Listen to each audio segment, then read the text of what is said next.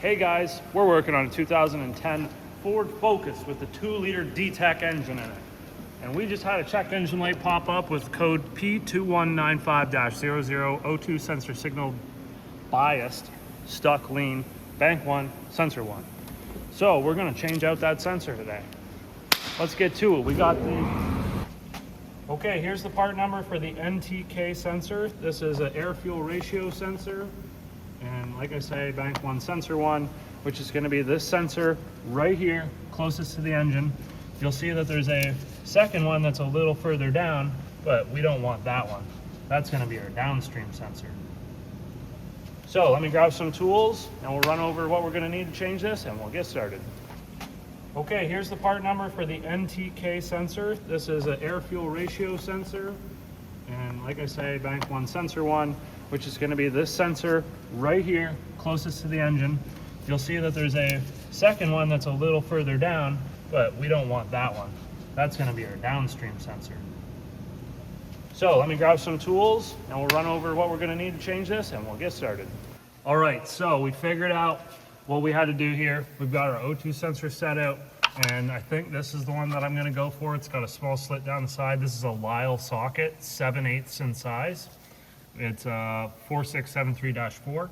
I'm going to use that in conjunction with a very long ratchet. It's 3/8 drive, but you could also use a wrench if you want.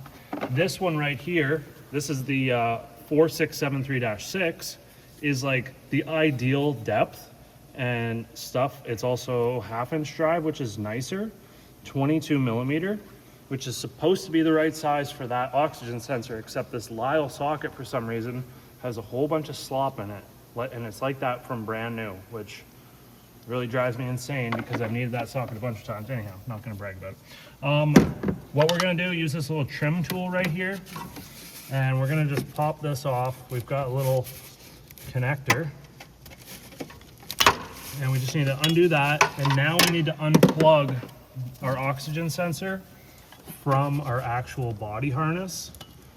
So what I'm gonna do is I'm gonna use like a flathead screwdriver and sneak down there to push down on this while I use my other hand to pull down.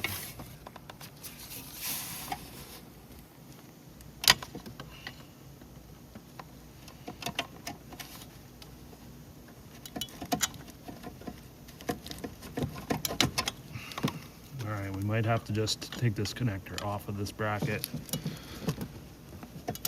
Oh, we got it. All right.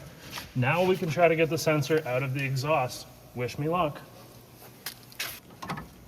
All right, we are just weaseling this ratchet on. I got the snap-on FHLF80 ratchet, which is nice and long. And I'm just making sure that that's seated on there. Oh, like butter. Here we go. And then I'm just gonna try to like walk the harness around it as I unscrew this so that it doesn't get all tangled up in a bunch of stuff. And at this point, there's an air conditioning line that's kind of like right in your way. The sensor's pointed right at it, so that's gonna be your only challenge is if you use a really deep O2 sensor socket, it's gonna run right up against that line.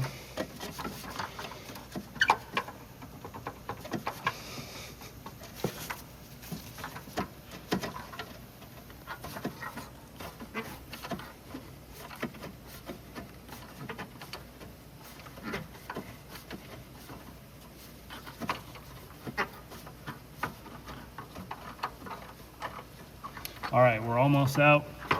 One big thing with these oxygen sensors, a lot of times over time, from so many hot cold cycles, the threads will distort.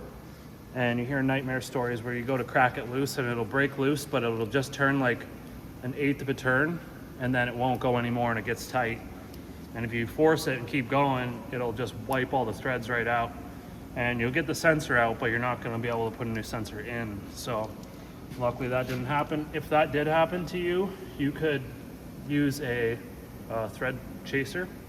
There's actually a tool that you can get for oxygen sensor bungs, and just run it through and try to clean the threads up the best that you can. So anyhow, we got that out. Now I'm going to take the new one take this little protective cap off. It already comes with some anti-seize applied to it.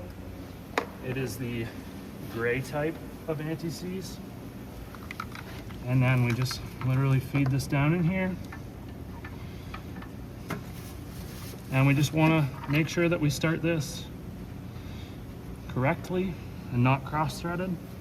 And we're going to turn it in by hand as far as we can, and then we're going to torque this thing down. Make sure you unwind the wiring harness as you turn it. Okay, now, hold on. 35 foot-pounds. All right.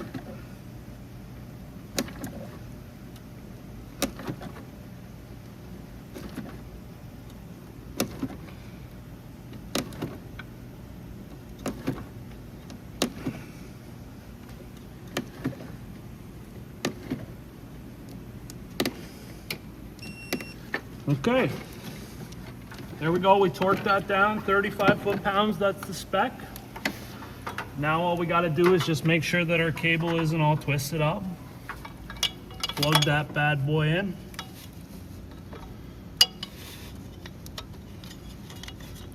Be very careful not to cut your hands on anything down here. Everything's pretty sharp. You heard it, kaba. Push that little clip in right there. Boom, Bob's your uncle. Okay, next thing we gotta do is just clear the codes and run it and make sure everything's working. Okay, now we're just gonna clear the codes. Codes are now cleared. Excellent. And then all we gotta do is just run the car. It starts now. It's idling pretty good. So I'd say that's a successful fix. Thanks for watching. Hopefully this video helped. If you got any questions, throw them in the comments. I'd be glad to try to answer any questions you might have. And don't forget to subscribe. We'll see you in the next one.